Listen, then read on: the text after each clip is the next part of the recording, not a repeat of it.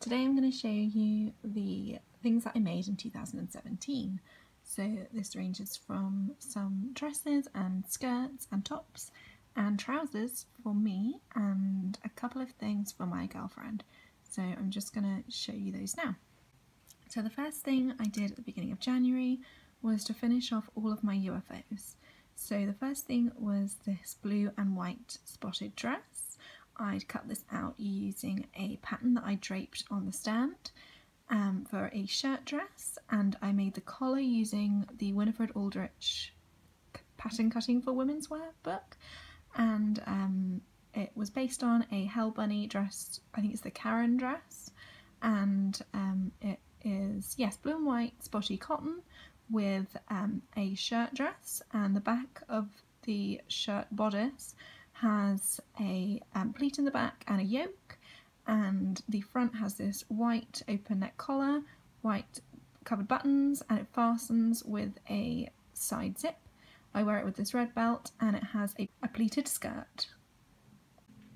The next thing that I made was this pair of I think this is black watch tartan cigarette trousers. They currently don't fit me, and they didn't really fit me at the time. I couldn't sit down in them. I do intend to lose some weight, especially in this area. My hips have always been a big problem. But yeah, they've got a concealed side zip and a waistband, and they've got this lovely slit in the bottom. This was made from a 1960s simplicity pattern. So the next thing that I made, I believe this was in March, was a wearable toile for this Simplicity 2444. It's a Project Runway style, so it comes with lots of different things, and I chose this boat neck collar with a sort of bow in the front, and yes, I did a lapped zipper in the back, and I just did a gathered skirt with a sort of wide pleat at the front. I also did a small, very, very small side pocket, which fits a phone but not really my hand very well. And yeah, I think this is really fun. I did do some adjustments for the next thing that I made with this pattern. I do have a short bodice, so I shortened the length of the bodice, which gave it a sort of slightly higher neck. So yeah, I think I put a dart in the next one, but you'll see that because that is the next thing that I made. Okay, so this is the next thing that I made with that pattern. I just used the bodice to make a separate top because I wanted to be able to wear this skirt separately. I didn't want this to be a one piece, I wanted a two piece. So it has the bow neck collar, and yes, I ended up putting a dart in the side seam because I wasn't able to take all of the extra fabric out of the neckline because it was sitting too far away from the body. Again, this gathered skirt I just made with some rectangles of fabric, and I put a pocket in it, and yeah, this is just me showing that there's a collar. And yes, the back of the top fastens with covered buttons, and the skirt has a concealed zip, which I don't know why I didn't show. Yep, so it's a really wide skirt. It was made using the full width of the fabric. The next thing that I sewed was this dress for my best friend's wedding. I had to give a reading, so I wanted to look really smart. And this is again made using that shirt pattern that I draped on the stand. And it has a yoke in the back, but not the pleat. I took that out. And I based the neckline of this on a vintage dress that I own. So it's a button front with a bow sort of at the neck. So I did a simple gathered skirt with this one, and I think I put a pocket in. This one fastens with a side zip. It has, I believe the skirt is again the full width of the fabric instead of using a skirt pattern, because I generally do that instead of the skirt patterns anyway. And this one has a side pocket, which I just did in plain cotton because I was running out of fabric. Side pockets are really handy because you can sort of put your phone in there, you can maybe put lipstick and a mirror in there if you're going to a special event. I've worn this dress for I think 2 other weddings I went to this year because I have a lovely matching cardigan for this one, and I also wore this for the trial half day at my new job because I thought it was smart while showing some like personality. Next dress I made this year was for the same wedding for my girlfriend, and it is the Simplicity 8096 with some sort of heavy modifications. because I basically never use the swing skirt patterns. This is again just the width of the fabric gathered into the waistband.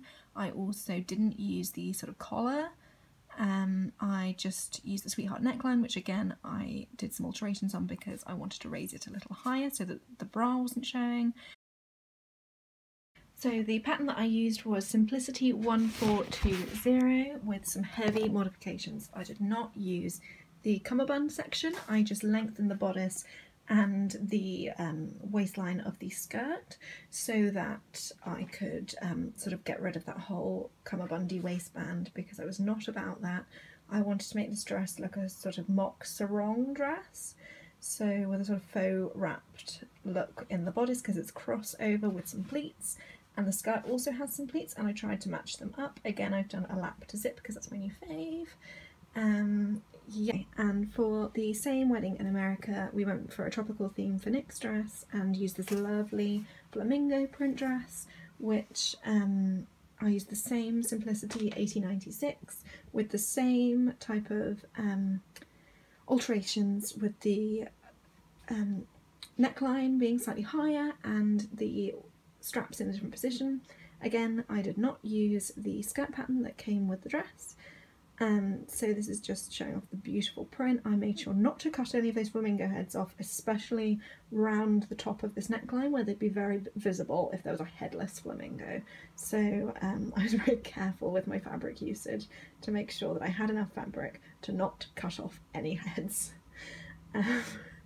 So yes, and then the skirt, the fabric wasn't wide enough to make a wide enough for my tastes anyway skirt with just the width of the fabric, so the front piece I cut in panels so that they matched these princess seams, because I thought that would be the neatest way of doing things.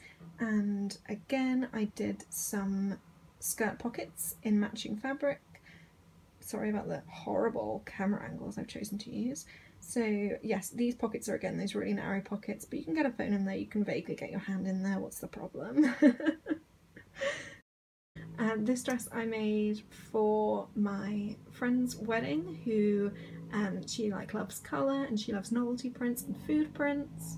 So this one is made from bed sheets, actually, from Georgia Asda. So this is biscuit print or cookie print, and it has lots of great British biscuits on, like Bourbon's nice or Nice biscuits, and I think it's also got Bakewell tarts on and party rings, and I think there's custard creams as well.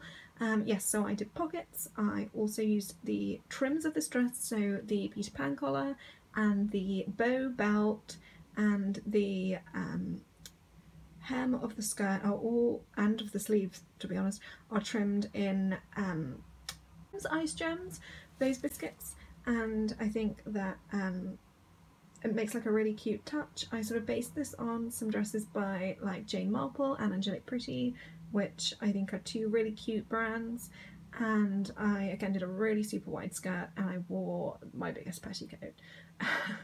I also wore this with glitter because why not? So this was one of those dresses where oh, I didn't even say I used the same shirt dress pattern, but I didn't do the button front, I just put the centre front on the fold. And yeah, this is one of those dresses where it really helped me to see my own personal style. This is also based on like the costumes that Minnie Mouse wears at Disneyland, which are always themed and always cute and corresponding, and all the bits go together really well. And yes, I love this. I wish I could wear this every day without weird looks, and I probably will anyway. I finished another one of my long-term UFOs, which was this pair of burgundy trousers for my girlfriend. I've been working on these for maybe 2 years. They were sort of vaguely sewn together. I hadn't done the pockets.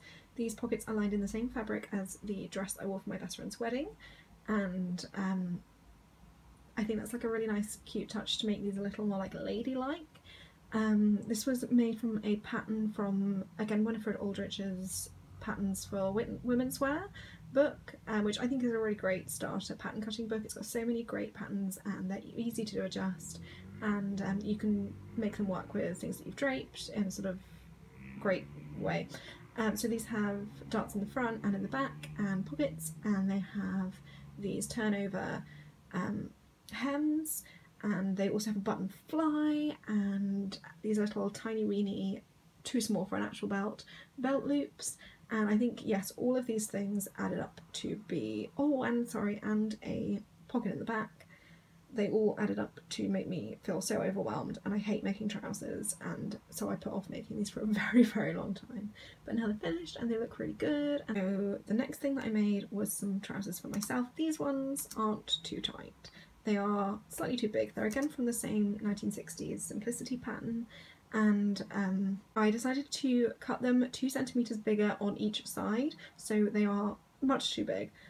I think I'm going to take these in, and this is also the first project that I did using my overlocker. So all of the insides are neatly overlocked, and all of the stripes are matching up, which I hope that you could see in that very quick spin. So yes, they are a bit baggy for 60s slacks, so I'm going to take some in around the hip area, maybe put some longer darts in as well, because they're doing that thing where they slightly stick out. Darts in the back. So here you can see that the seams all have a really great matching check through them, so they look very neat and profesh, and they again have this split in the hem, which is so 60s, and I did a lapped zip. Yeah, they're way too big, look at those. I need to take those in. So after all of that sewing, the next thing that I started working on was my Christmas skirts, and this is the first one that I made, and it's a red and white stripe with a sort of Nordic or Scandinavian print in a stripe, which I thought was really fun because you can dress it down like I am here with just like a simple black top, or you can wear it with more Christmassy colours and make it very like extra and Minnie Mouse style. I'm wearing it here with a petticoat or two, and it's like a really nice sort of vintage Minnie Mousey style. The stripes are fun, and they've got this print on, and I tried really hard to make sure that, because there's like a star at the end of each row of bits, I made really to make sure that they were all matching. I have done a lapped zip again because I love them. And this is just a really fun, quick, simple skirt to sew. The next thing I made was definitely a little bit extra. So this is definitely inspired by brands like Angelic Pretty and Baby the Stars Shine Bright.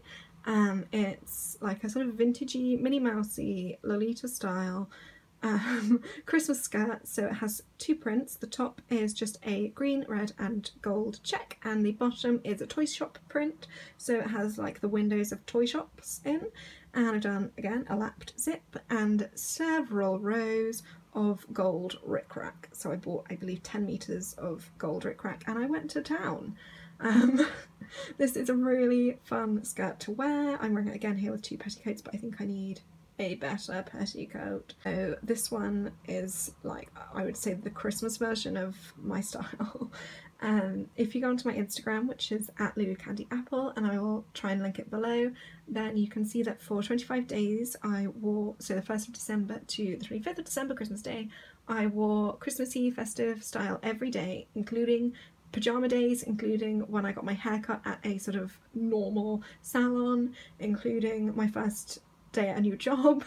So I love Christmas style. I think it's the best, and I'm looking forward to making some more Christmas stuff next year. So yeah, this has a really great full skirt and I love it.